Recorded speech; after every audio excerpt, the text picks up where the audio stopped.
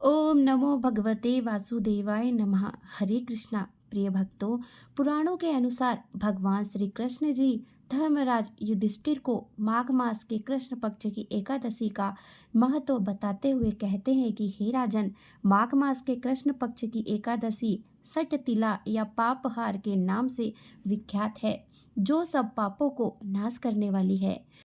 पद्म पुराण में वर्णित है कि तिलों के बोने पर जिनकी शाखाएं पैदा होती है, उतने हजारों वर्षों तक दान करने वाला व्यक्ति स्वर्गलोक में प्रतिष्ठित होता है। प्रिय भक्तों, माघ मास चल रहा है। एकादशी तो अपने आप में ही भगवान श्री हरि के निमित्त किया जाने वाला एक ऐसा व्रत है जो आपको अनेक पापों से पार कर देता है, आपके जीवन में सवार देता है। जो बड़े से बड़े पापी होते हैं उनको भी मुक्ति मिल जाती है, और वे भी माघ मास की एकादशी सट तिला एकादशी, इसकी तो महिमा ही बड़ी अद्भुत है। इस एकादशी में विशेषकर तिल का सेवन करना, तिल का दान देना, तिल के तेल से स्नान करना, तिल के तेल से बने हुए पदार्थों को ग्रहण करना, इन सब का विशेष महत्व बताया गया है। और इसीलिए 6 प्रकार के जो तिल का प्रयोग करने की सलाह इसी एकादशी में दी गई है। इसी कारण इस एकादशी को सट तिला एकादशी के नाम से जाना जाता है।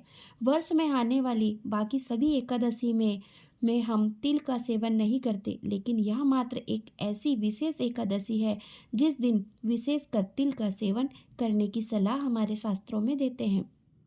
इसीलिए इस एकादशी को सट तिला एकादशी के नाम से जानते हैं। तो इस दिन तिल से बने हुए व्यंजन, तिल से भरा हुआ पात्र दान करने से अनंत पुण्य फल की प्राप्ति होती है। सठ तिला एकादशी का व्रत करने से मनुष्य की आध्यात्मिक उन्नति होती है, सभी प्रकार के पापों से उन्हें मुक्ति मिलती है। जितना पुण्य कन्यादान, हजारों वर्षों की तपस्या और स्वर्ण दान से मिलती है, उससे कहीं अधिक फल प्राणी को एकमात्र सठ तिला एकादशी का व्रत करने से मिल जाता है। यह व्रत परिवार के विकास में सहायक होता है और मृत्यु के बाद व्यक्ति को विष्णु लोक की प्राप्ति होती है। तो प्रिय भक्तों, आज की इस वीडियो में संपूर्ण जानकारी आपको प्रदान की जाएगी। व्रत कैसे करना है, कब करना है, क्या दान करना है, सठ तिला एकादशी का विधान क्या है जो विशेष महत्व रखता है, आज की इस वीडियो के माध्यम से आपको प्रदान की जाएगी। तो भगवान श्री हरि की कृपा प्राप्त करने के लिए, अपने व्रत की सफलता के लिए कमेंट बॉक्स में अवश्य लिखें जय श्री हरि या ओम नमो भगवते वासुदेवाय नमः। हम भगवान विष्णु से यही प्रार्थना करते हैं कि आपका एकादशी व्रत सफल हो और आपको उसका पुण्य प्राप्त हो। तो चलिए आपको बताते हैं कि इस बार सठ तिला एकादशी का व्रत कब रखा जाएगा, एकादशी और द्वादशी तिथि कब से कब तक रहेगी, व्रत पारण का यानी व्रत के खोलने का शुभ मुहूर्त कब से कब तक रहेगा। तो देखिए, इस बार माघ मास कृष्ण पक्ष की एकादशी तिथि 24 जनवरी 2025 को शाम के 7:20 पर शुरू हो रही है। वहीं एकादशी तिथि का समापन 25 जनवरी को रात 8:31 पर होगा। ऐसे में उदया तिथि के अनुसार सटलाइट विजय प्राप्त करने वाला माना जाता है। तो प्रिय भक्तगणों, द्वादशी तिथि प्रारंभ होगी 25 जनवरी शनिवार को रात 8:30 से। इसी के साथ हरिवासर का समय भी शुरू हो जाएगा और द्वादशी तिथि समाप्त होगी 26 जनवरी रविवार को रात 8:54 पर। तो अब आइए जान लेते हैं कि पारण किस समय करना है। तो दिन रविवार 26 जनवरी को पारण का समय रहने वाला है। प्रातः 7:11 से लेकर प्रातः 9:34 तक। एकादशी का व्रत रखने के लिए बहुत सारे नियम ऐसे होते हैं जो कि एकादशी का व्रत रखने वाले भक्तों को अनिवार्य रूप से मानना चाहिए। जैसे कि एकादशी व्रत के नियम का पालन 10वीं तिथि से ही प्रारंभ हो जाता है। तो 10वीं तिथि में किया गया भोजन शुद्ध सात्विक होना चाहिए। 10वीं तिथि के सूर्यास्त के बाद भोजन नहीं करना चाहिए। सूर्यास्त होने से पहले आप भोजन ग्रहण कर ले और उसके बाद आप अच्छी तरह से कुल्ला कर ले, ताकि भोजन का कोई भी अंश आपके मुंह में ना रह जाए। इसके बाद आप जमीन पर बिस्तर बिछाकर सोए और गृहस्थ लोगों को 10वीं तिथि से लेकर द्वादशी तिथि तक ब्रह्मचर्य का पालन करना चाहिए। दसवीं तिथि के दिन मसूर की दाल, उड़द की दाल और बैगन आदि चीज़ें जो है वह नहीं खानी चाहिए। एकादशी के दिन सुबह जितनी जल्दी हो सके उतनी जल्दी उठकर आपको स्नान करके पूजा करनी चाहिए, क्योंकि षट तिला एकादशी है जो, तो इस दिन तिल का 6 प्रकार की तिल का प्रयोग किया जाता है। इस कारण इस एकादशी का नाम षट तिला एकादशी पड़ा है। षट तिला एकादशी के दिन इन 6 प्रकार के तिलों से किया जाता है। सबसे पहला प्रयोग यह है कि इस दिन आप पानी में काले तिल डालकर स्नान करें। दूसरा है कि तिल का उबटन लगाकर स्नान करना चाहिए। तीसरा, सूर्य देवता को अर्घ्य देते समय आप उस जल के लोटे में काले तिल डालकर उन्हें अर्घ्य दें।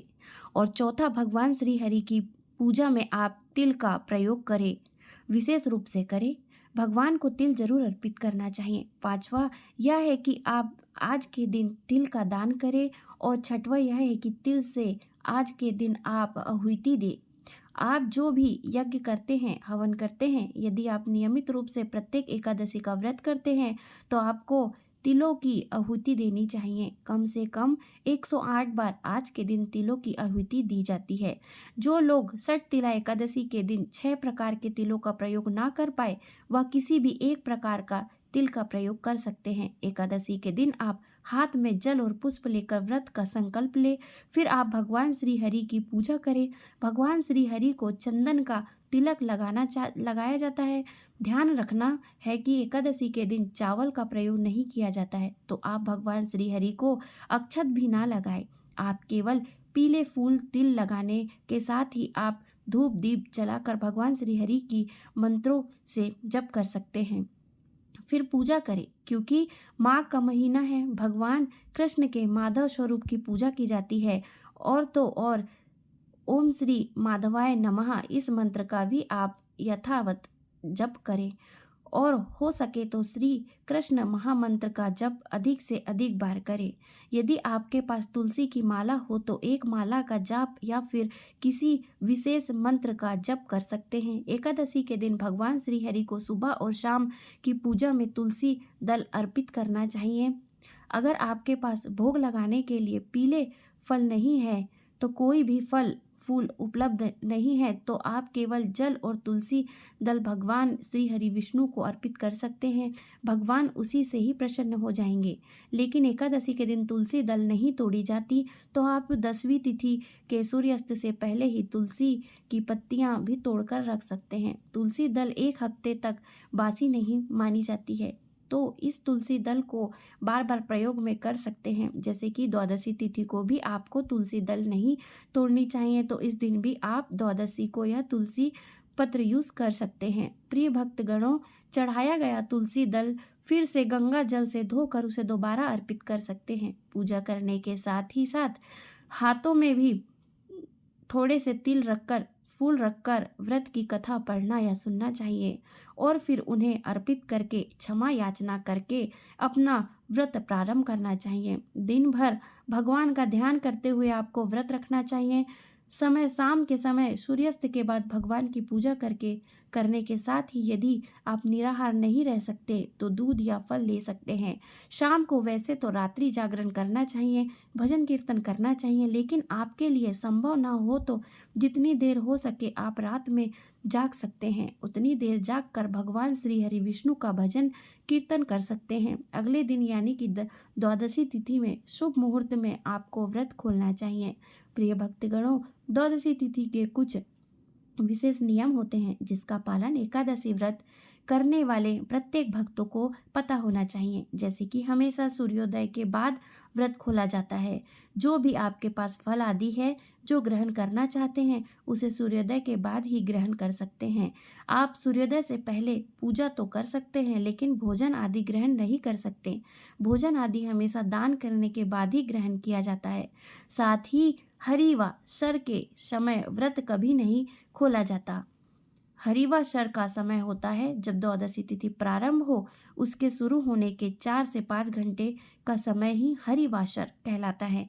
वैसे तो भगवान को भोग लगाने के लिए पंचामृत पंजरी का भोग लगाया जाता है, पीले फल, पीले मिठाई का भोग लगाया जाता है, लेकिन जिसकी सामर्थ्य नहीं है वह एकादशी व्रत में सभी सामग्री अर्पित नहीं कर सकते। उन भक्तों को चाहिए कि वह केवल मन में पीले फल, पीले मिठाई का ध्यान करके भगवान श्री हरि को तुलसी दल जल का भोग लगा दे। एकादशी व्रत में तुलसी जी की पूजा की जाती है, इसीलिए तुलसी को जल अर्पित नहीं किया जाता। इस बात का भी आपको ध्यान रखना चाहिए। आप द्वादशी तिथि को तुलसी को जल अर्पित कर सकते हैं। एकादशी व्रत में क्या करना चाहिए और क्या नहीं करना चाहिए।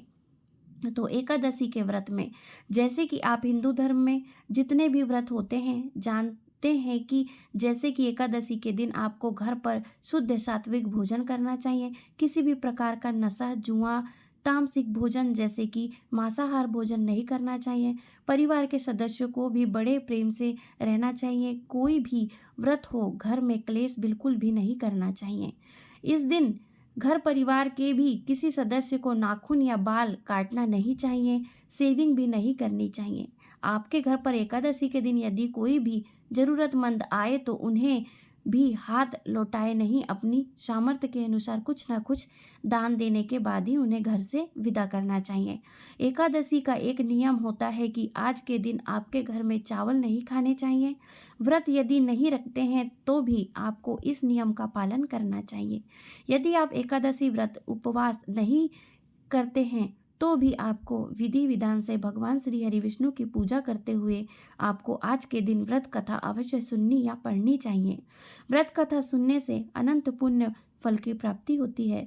व्रत कथा सुनते समय आप स्नान आदि से निवृत्त हो जाए, पीले वस्त्र पहनकर पीले आसन पर बैठकर यदि संभव हो तो आप भगवान श्री हरि विष्णु के सामने मुख करके पूर्व दिशा की ओर मुख करके कथा को सुनना चाहिए या पढ़ना चाहिए।